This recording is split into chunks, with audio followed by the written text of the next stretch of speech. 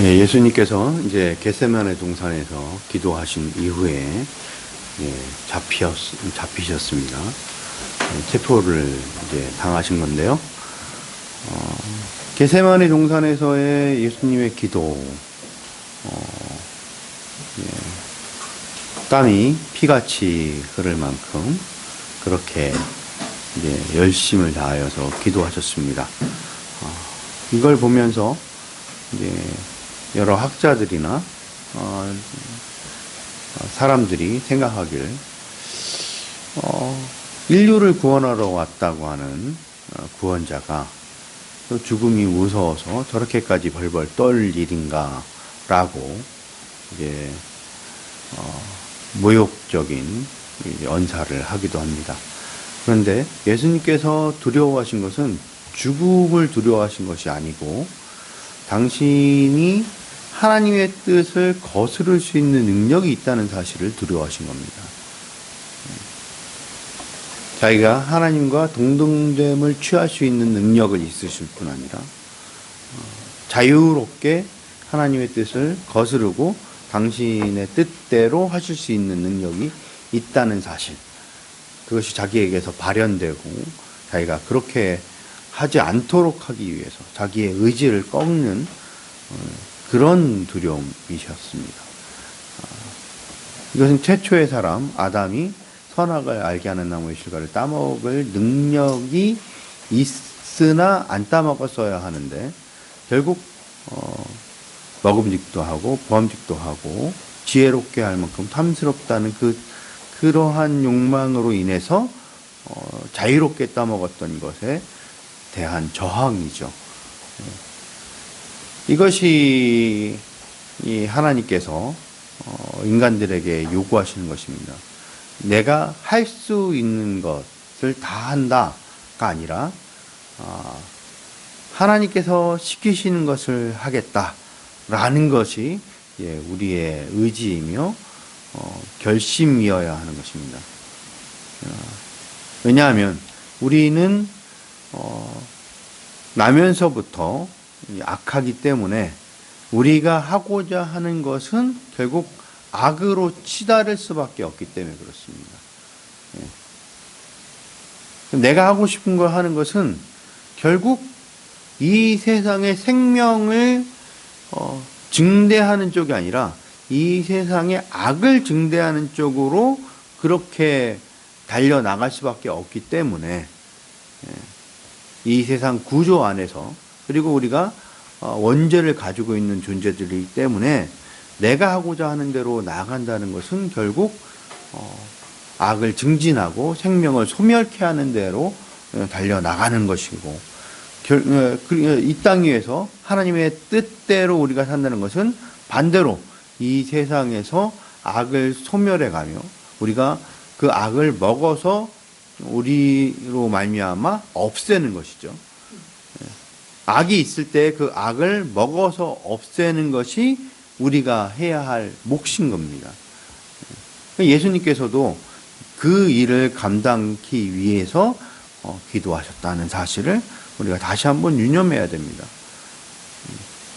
그래서 하나님의 뜻에 순종키로 하시고 이 순종하는 길에로 이제 가신 것입니다.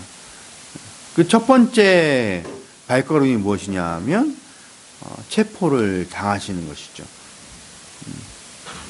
지금 누군가는 체포를 안 당하겠다고, 자기가 죄를 져놓고도 체포를 안 당하겠다고 이제 펄펄 뛰고 있는 모습을 봅니다.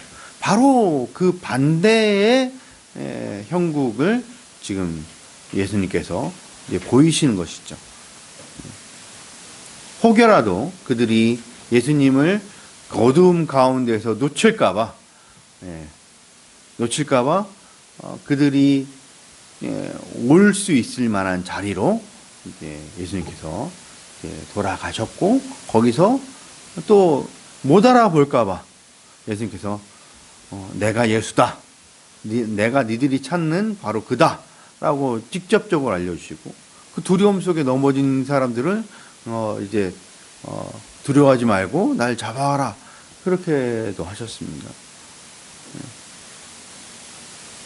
거기에 대해서 경호대 경호 차장, 경호 부장이라고 할 수 있는 베드로와 아마도 요한으로 생각되는데, 칼을 빼든 두 사람, 그 중에서 경호대장인 베드로가 이제 그 칼로 말고에게를 탁 자르자 예수님께서 그것도 하지 말라고 하시고, 칼로 흥한 자 칼로 망한다 라는 말씀으로 제재하시고 당신을 잡아가도록 내주신 것이죠.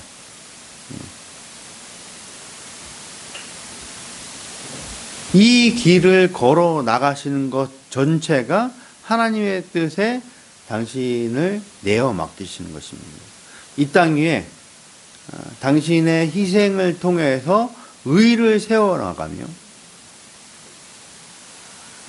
악이 종국의 힘으로 승리하지 못한다는 사실을 아주 극명히 보이시기 위한 그런 걸음이신 거죠. 이걸 위해서 예수님께서는 오늘 본문에서도 지속적으로 당신을 악에게 내주시는 장면들 그려나가고 있습니다. 체포를 겨우겨우 당하시고서 이제 신문을 받으러 나오셨습니다. 그날 밤에 예수님을 최대한 빨리 처리하기 위해서 이들은 밤새 여러 가지 노력을 합니다. 대제사장 가야바에게 신문을 받으시는 것이 오늘 본문인데, 이 전에 요한복음을 보면 이 대제사장 가야바가 그 밤에 공의회를 열었는데, 그 공의회를 열기 전에 이미 신문을 하기 위해서 가야바의 그 장인인 안나스의 집에 먼저 끌려가셔서 거기서부터 신문을 받기 시작하셔서 이 가야바를 중심으로, 대제사장 가야바를 중심으로 하고 있는 공의회 앞에 다시 신문을 받으시는 거예요. 거기에서 그 한밤중에 작업을 해서 여러 거짓 증인들을 모아서 예수님께 이러저러한 혐의를 씌우려고 애를 썼습니다.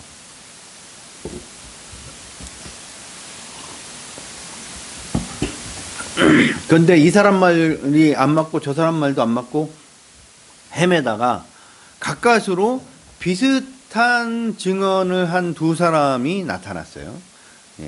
근데 이 두 사람의 증언도 제대로 된 증언은 아니지만 아무튼 비슷한 증언이죠. 그 증언이 뭐냐 하면 59절 60절인데 제가 읽겠습니다.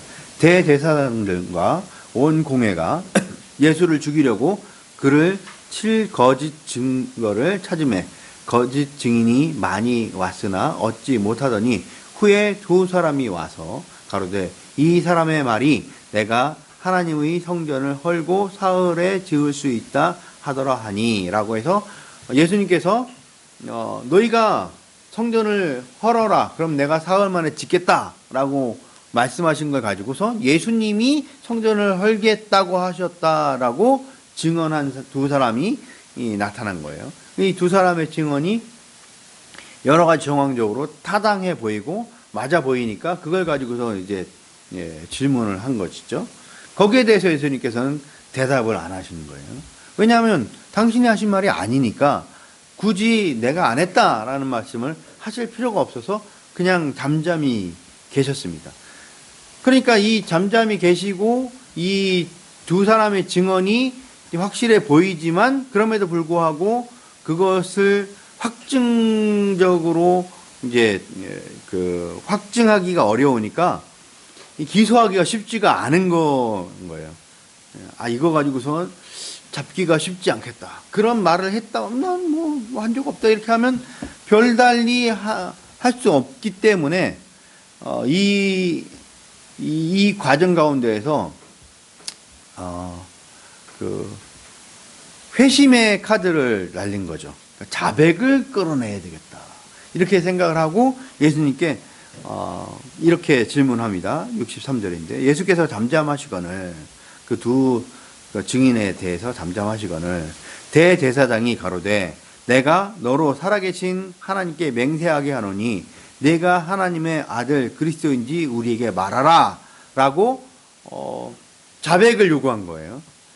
여기에 대해서 예수님께서 또 잠잠하시면 이들이 이것을 확증하기가 참 쉽지 않았을 것인데 예수님께서 여기서 순순히 대답을 해주셔요. 왜냐하면 예수님의 입장에선 이것은 이스라엘이라고 하는 하나님께서 인정하신 구약의 교회, 구약의 하나님 나라인 이스라엘의 공식적인 기관인 공의회, 사내들인 공의회의 공식적인 질문이기 때문에 그렇습니다. 왜냐하면 이 구약의 교회인 이스라엘이라고 하는 나라는 이들이 메시아를 알아보고 메시아의 활동을 지지해야 하는 그런 사명을 가지고 있는 기관이란 말이에요. 그러니까 이런 이스라엘의 사내들인 공의회의 공식적인 질문에 대해서 예수님께서 이제 답변을 하셔야 하는 입장에 서 계시는 거예요.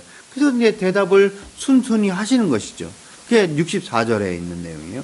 예수께서 가라사대 내가 말하였느니라. 그러나 내가 너희에게 이르노니 이후에 인자가 권능의 우편에 앉은 것과 하늘 구름을 타고 오는 것을 너희가 보리라 하시니 라고 공식적으로 당신이 메시아이심을 여기서 이제 선언을 해주신 거예요. 그러면 하나님 나라의 백성이고 하나님 나라의 공식적인 기관이니까 메시아가 왔으면 그 메시아 됨이라는 것을 이제 확인해야죠. 내가 메시아다 그러면 너 메시아냐 하고서 우리가 믿는다 이렇게 할 건 아니에요. 그럼 확인을 해야 되는 거예요. 그럼에도 불구하고 메시아라는 이제 선언을 공식적으로 했으니까 공식적으로 질문했고 공식적으로 확인을 했으니까 거기에 대해서 이제 검증을 해야만 하는 거죠. 이분이 자기가 메시아라고 했는데 이 메시아는 정말 메시아인가? 이 메시아 되면 어떤 메시아를 의미하는 것인가? 이제 검증을 해야 되는데 그 검증의 과정을 어떻게 하냐면 때려서 하는 거예요. 네가 메시아냐? 그럼 이제 눈을 가려놓고 때리는 거 누가 때렸냐? 알아맞혀봐라. 그럼 내가 너를 메시아로 취급해주마. 이런 방식으로. 이게 이들의 검증인 거죠. 일종의. 조롱이지만. 모든 폭력과 모욕을 통해서 예수님을 믿지 않는다는 사실을 이제 분명하게 드러내는 것이죠. 왜냐하면 이들에게 메시아란 이런 모욕과 조롱과 폭력을 당하고 참는 것이 아니라 오히려 강력한 힘을 가지고 자기들을 구원하는 존재를 상상했기 때문에 그렇습니다. 자기들이 지금 로마의 압제 아래 있는데 이 로마의 압제 아래 있는 자신들을 군사력으로, 힘으로, 때로는 매우 기적적인 능력으로 자기들을 구원함으로 말미암아 이 세상에 우뚝 서는 메시아 왕국을 세워주기를 요구했고 그런 자가 메시아라고 생각하는데 지금 자기들 앞에 힘없이 붙잡혀 와서 자기들에게 모욕을 당하고 매를 맞고 폭력을 당하고 침을 뱉고 폭력을 행하는데 거기에 대해서 그냥 속수무책으로 당하고 있는 그런 메시아로 인정할 수 없다는 것이죠.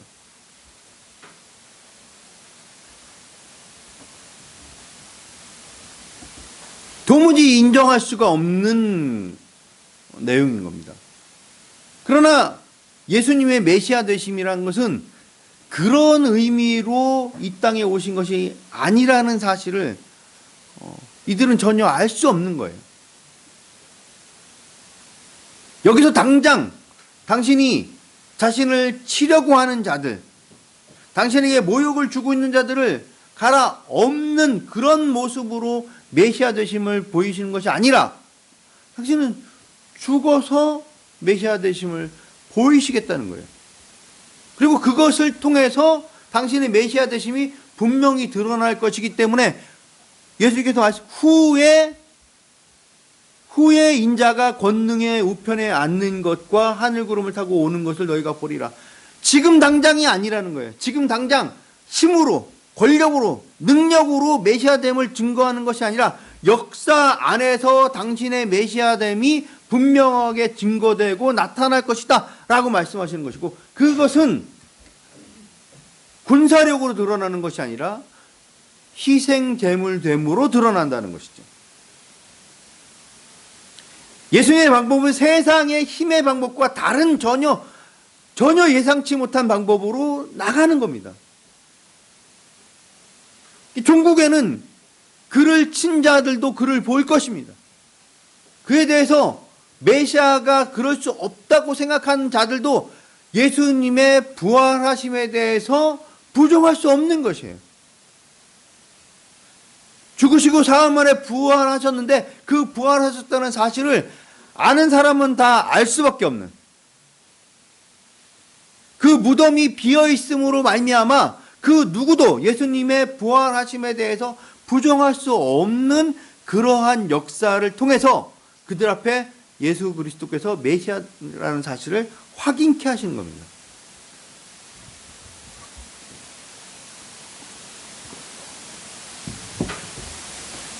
당장에는 세상의 힘이, 권력이, 폭력이 승리하는 것 같이 보여도 하나님의 역사하심을 통해서 오히려 그 불의에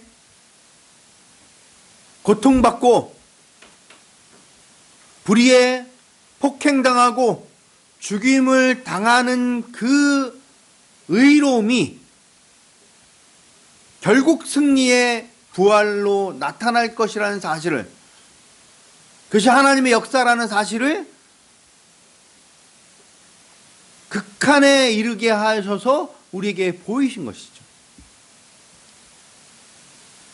그러니까 세상은 힘으로 이기는 것이 아니라 의로 이기는 것이다. 그 의가 때때로 그 힘에 굴복하고 힘의 폭력의 살인으로 말미암아 죽음에 이른다 할지라도 그것이 죽음으로 끝나지 않고 결국 부활 승리로 나가게 되는 것이 이 세상의 역사다. 아니, 하나님께서 그 역사를 그렇게 진행해 가실 것이다 라는 사실을 이 땅 위에다가 가감없이 분명하게 보이신 것이 바로 예수 그리스도의 죽으심과 부활하심이라는 것입니다.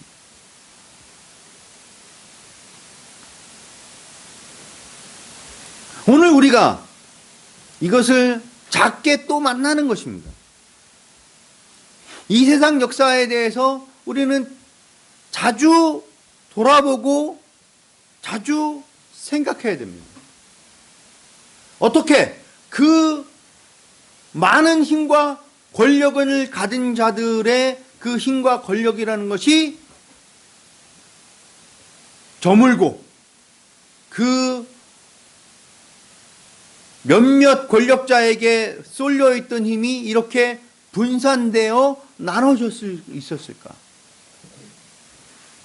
힘을 가진 자가 더 큰 힘을 가지고 더 큰 권력을 가지고 더 큰 재력을 가지고 모두를 노예화하고도 남을 만한 시간입니다. 그런데 놀랍게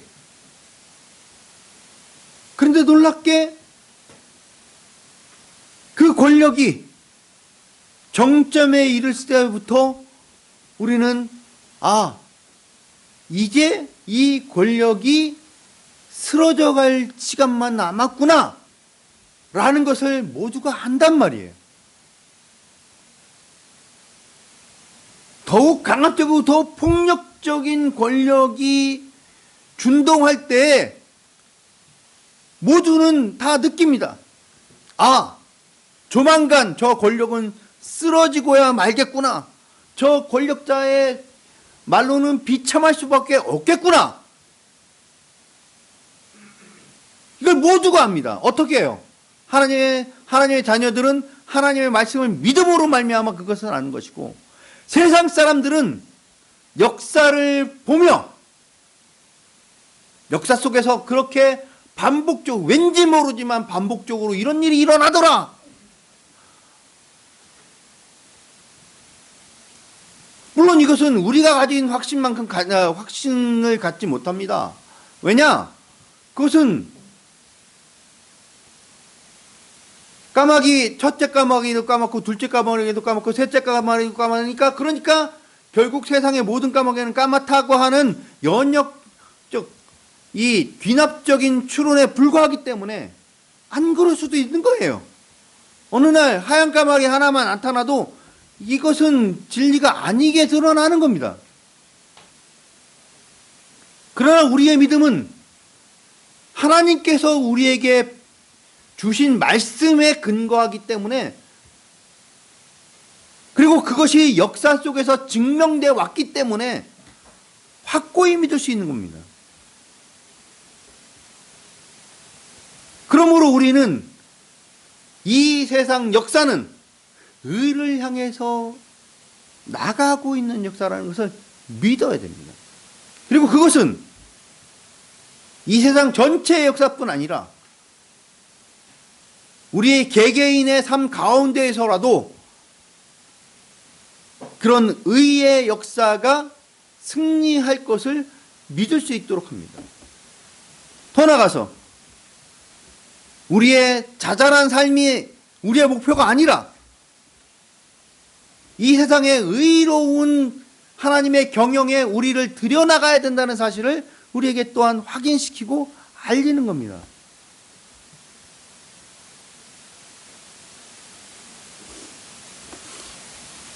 본문에 이 사실을 어렴풋이 알았으나 이 속에서 자신이 어떤 사명을 어떻게 감당해야 하는지 제대로 알지 못해서 넘어진 사람에 대한 기록이 그려져 있습니다. 이것은 자신의 사명이 무엇인지를 매우 분명히 알고 거기에 자신을 드리기 위해서 최선의 힘을 다하여 기도하던 예수 그리스도의 그 담담한 죽음을 향해 걸어나가는 모습과 대조적으로 그려져 있는 베드로의 모습입니다. 예수님께서 땀이 피같이 흘러내리는 만큼 그렇게 열심을 다하여 기도하실 때 베드로는 같이 기도해 달라는 예수님의 요청, 아니 내가 기도할 때 너도 기도해야 된다. 왜? 내가 만날 현실과 네가 만날 현실이 맞닿아 있기 때문에 내가 이만큼 기도하는 만큼 너도 동일하게 기도를 해 나가야 된다고 베드로에게 기도하라고 따로 불러서 그렇게 기도를 시키셨어요. 근데 베드로는 어떻게 했습니까? 잤죠? 왜요? 뭘 기도해야 되는지 몰랐기 때문에 그렇습니다. 지금 벌어질 일에 대해서 아무리 예수님께 설명을 하시고 지금 내가 이 세상의 폭력적인 역사 앞에 나를 던짐으로 말미암아 의의 승리를 나타내기 위한 그런 걸음을 걸어 나가는 중이다. 그래서 내가 부활해야 되는데 부활하기 위해서 내가 십자가에 달려 죽어야만 하는 그 길을 걸어 나가는 중이고 그 앞에 서 있노라 라고 하는 분명한 사명의식을 예수님께서 가지고 계신데 거기에 대해서 아무리 가르치고 알려도 베드로는 도무지 이해가 안 가는 거예요. 듣질 않는 거예요. 하나님의 말씀이, 예수님의 말씀이 자기에게 임했는데도 불구하고 그걸 무시하는 거예요. 그리고 잔 거죠. 기도하지 않고. 그래 그 다음은 명명백백하게 사건이 벌어지는 겁니다. 이렇게 해서 자신의 사명에 대해서 인식하고 거기에 대해서 자신을 헌신하기 위해서 기도하며 애를 쓰시는 예수님께서는 죽음의 공포 앞에서도 그 사실 앞에서도 자신을 담담히 들여나가는 그런 담대한 모습을 보여주고 있는 반면에 이것에 대해서 제대로 알지 못하는 베드로는 전혀 준비되지 않은 그런 걸음을 걸어 나가다가 엎어지는 겁니다. 얼마나 호언장담을 했습니까? 예수님이 잡히신다고 하니까 감히 누가 예수님을 잡습니까? 예수님께서 잡혀가시면 저희도 가서 같이 죽는 길에까지 나가겠습니다. 그렇게 소리를 치던 그런 베드로입니다. 근데 오늘 본문에서 어떻게 돼 있냐? 여종 하나가 너도 같은 당인 것 같은데? 이렇게 얘기합니다. 너도 예수당인 것 같아. 그때 첫 번째 뭐라고 합니까? 나는 네가 하는 말이 도통 무슨 말인지 모르겠다 하고 부인을 해버립니다. 두 번째에도 참도 맞는 것 같으니까 여긴 맹세랍니다. 난 절대로 아니야. 세 번째는 어떻게 합니까? 예수님을 저주합니다.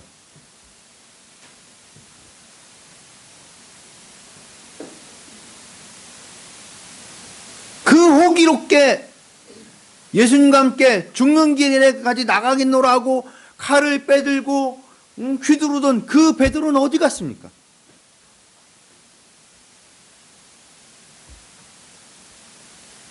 이 차이가 어디서 오는 겁니까?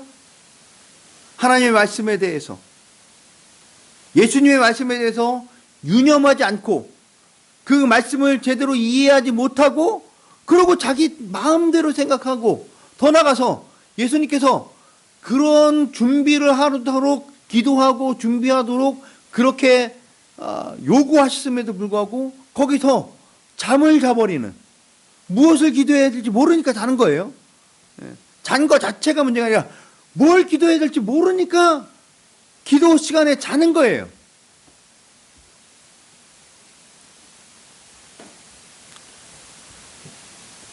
베드로는 죽음을 각오했지만 현실적으로 그것이 무엇을 의미하는 것인지 전혀 이해하지 못했기 때문에, 현실적인 감각에 이때서 죽음을 각오한 것이 아니기 때문에 결국 여종 하나가 하는 말에 쓰러지고 마는 겁니다.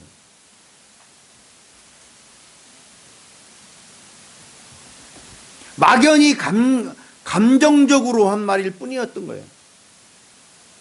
자신이 예수님의 수제자로서, 제자들 중에서 리더로서 충성심을 보이는 말을 해야 되겠다라는 심정으로 말한 것뿐이에요. 인간적 신의를 바탕으로 내가 선생님으로 모시는 저분이 잡히시고 죽는 길을 가면 내가 함께 따라가겠다고 그렇게 충성심을 보이는 것이 마땅하겠지라고 하는 인간사 속에서의 그러한 정리, 그러한 감정적인 반응, 그것을 보인 것뿐인 거예요.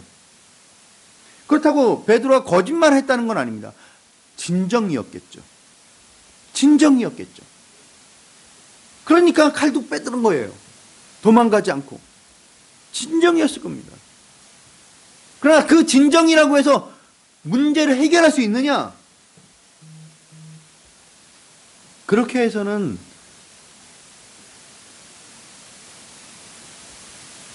현실로 맞닥뜨린 문제 앞에서 담대히 걸어 나갈 수가 없는 겁니다. 그 정도 마음만 가지고서는 우리는 자꾸 진정이라는 사실이 중요하다고 생각합니다.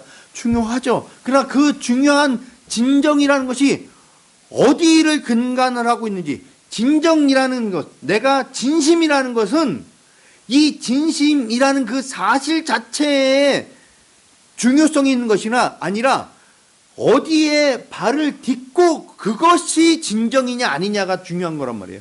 진정이 아니어도 어디를 발을 딛고서 이제 그 두려움 속에서 겁쟁이처럼 비겁하게라도 어떤 일을 이룰 수 있는 겁니다. 근데 우리는 그보다 진정이냐 진심이냐를 훨씬 중요하게 생각하죠. 베드로가 지금 그런 심정에 와 있는 겁니다. 베드로는 무엇을 생각해야 되냐면, 예수님께서 죽으시러 가신다고 하셨을 때 자기는 여기서 예수님께서 죽으신다는 의미가 무엇인지, 그동안 어떻게 말씀을 주셨는지 잘 모르겠으면 다시 한번 왜요? 라고 거기서 질문했어야 됩니다. 그리고 깨달았어야 돼요. 조금의 이해도 없습니다. 조금의 이해도 없는 상태에서 죽는 건 안 됩니다. 이렇게 자기가 나선 거예요. 근데도 끝까지 죽는다고 하시니까 에라 모르겠다. 나도 같이 죽겠다. 왜 거기서 자기가 죽어야 되는 겁니까, 도대체?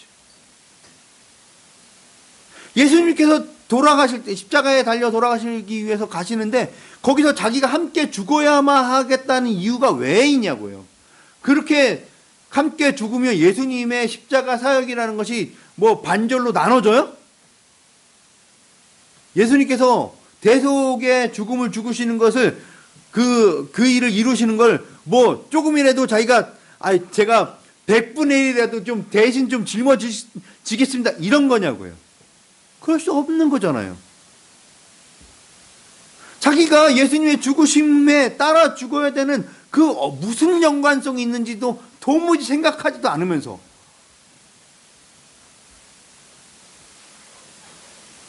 그냥 감정적인 태도를 보이며 그냥 나서서 같이 죽겠다는 얘기를 했을 뿐이에요.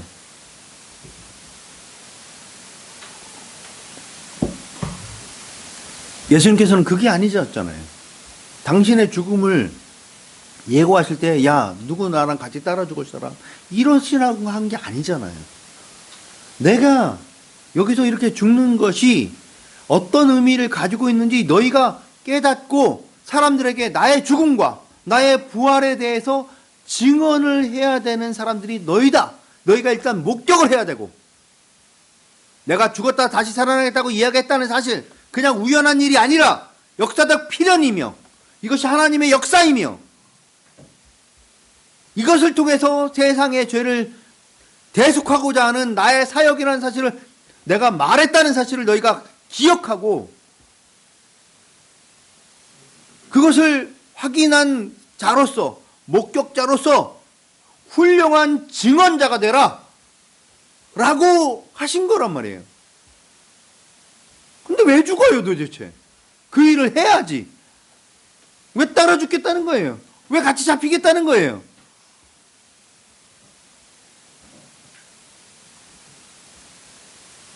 그처럼 어리석은 생각을 하고 어리석게 움직였기 때문에 자기가 당하지 아니해도 되는 비참함에 자기 스스로를 올가면서 집어쳐는 겁니다.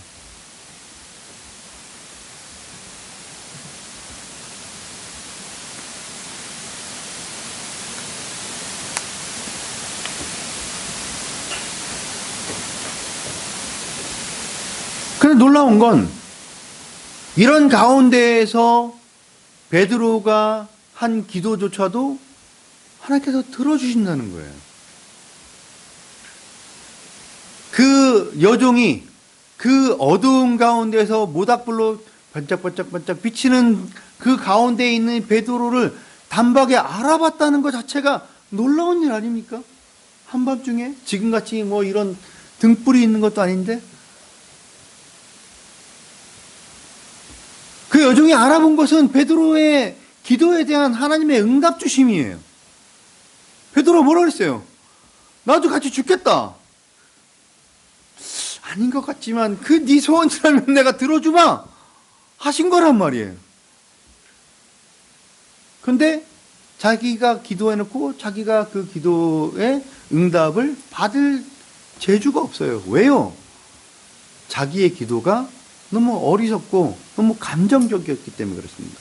무엇을 기도하는 건지도 모르고 왜 죽어야 되는지, 왜 예수님께서 죽으셔야 되고 왜 자기도가 따라 죽어야 되는지에 대한 사명의식이 도무지 차있지 않기 때문에 그 기도의 응답을 받을 수가 없어요. 이것은 이렇게 부정적인 기도에 대한 응답뿐만 아니라 긍정적인 기도에 대한 응답도 마찬가지예요. 그래서 오늘 우리에게 큰 교훈을 주는 겁니다. 많은 그리스도인들이 자신이 기도하는 내용이 무엇인지를 몰라요. 왜 그것이 자기에게 필요한지에 대한 인식이 없어요. 자기에게 맡기신 사명이 무엇인지를 제대로 확인하지 않으니까 엉뚱한 걸 기도하고 엉뚱한 거에 대한 기도가 응답될 때 자기가 예상한 거랑 전혀 다른 거거든요. 베드로 입장에서는 칼 앞에 서서 용감무쌍하게 싸우다가 거기서 칼을 맞고 죽는 걸 생각했을 겁니다. 용감무쌍하게 싸우다가 탁, 군인의 제일 명예로운 죽음은 전쟁터에서 전쟁하다가 거기서 죽는 거라고 하잖아요. 베드로도 그런 심정을 가졌겠죠. 근데 얼토당토않게 여자애 하나한테 걸려가지고서 죽임을 당하고 있는 이 창피해서 못하겠다, 이렇게 하고서 뛰쳐나온 겁니다.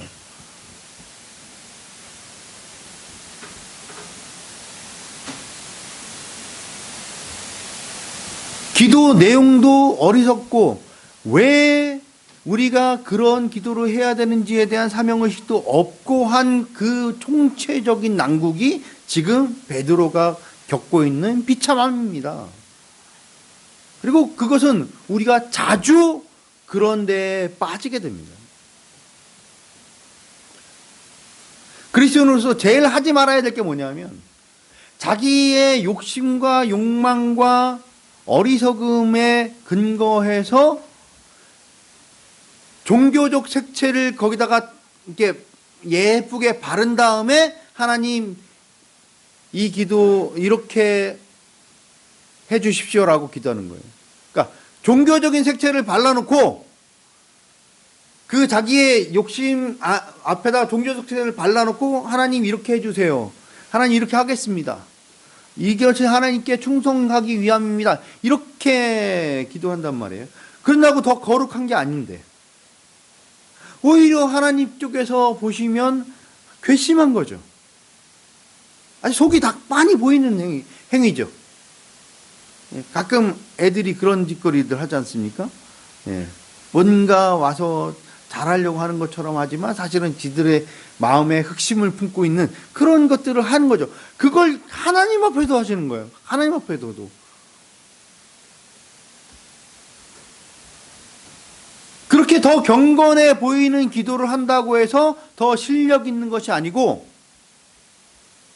하나님이 더 기뻐하지도 않으십니다. 그렇기 때문에 우리는 기도할 때 우리 자신을 살피며 우리에게 맡기신 사명이 무엇인지에 대한 인식을 더 분명히 하는 훈련을 해야 됩니다. 그리고 준비할 뿐 아니라 겸손히 기도해 나가야 됩니다. 겸손히.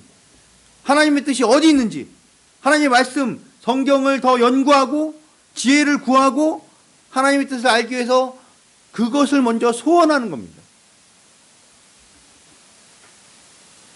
그렇게 기도해 나가는 거예요. 그 중에서 우리가 제대로 잘 못하겠으면 우리는 늘 주기도문을 통해서 우리의 기도를 하나님께 드려나가는 훈련을 하는 거예요. 그리고 그 주기도문의 핵심은 무엇이냐? 용서죠. 우리가 용서할 수 있게 일용할 양식을 주시는 겁니다. 우리가 용서할 때에 우리가 시험에 들지 않게 되는 겁니다. 그리고 우리가 용서할 때에 악에서 구원하시는 거예요. 그리고 우리가 용서할 때에 그 위대한 하나님 나라의 권세와 영광이 이 땅 위에 보이게 되는 것입니다. 그걸 위해서 기도하는 겁니다. 우리가 용서하기 위해서. 용서가 잘 안 되죠. 어렵고 고통스럽습니다. 그러나 그 모든 내용들을, 주기도문에 있는 그 모든 내용들은 바로 그 용서할 수 있는 자로서 우리를 세우시기 위한 하나님 쪽에서의 역사심이란 말이에요. 이걸 믿고 기도해 나가는 겁니다.